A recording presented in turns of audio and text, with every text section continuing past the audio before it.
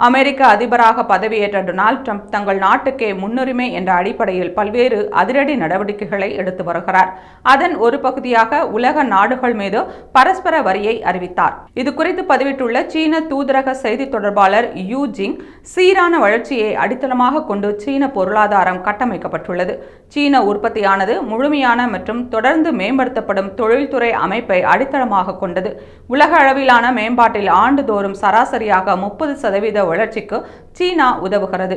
உலக வர்த்தக அமைப்பை மையமாக கொண்டு பலதரப்பு வணிக அமைப்பை பாதுகாக்க உலகின் பிற பகுதிகளுடன் தொடர்ந்து பணியாற்றுவோம் என்று தெரிவித்துள்ளார்.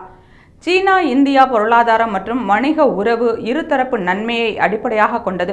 அமெரிக்க கூடுதல் வரிகளை விதிப்பதால் உலக நாடுகள், குறிப்பாக தெற்குலக நாடுகளின் வளர்ச்சிக்கான உரிமை பறிக்கப்படுகிறது.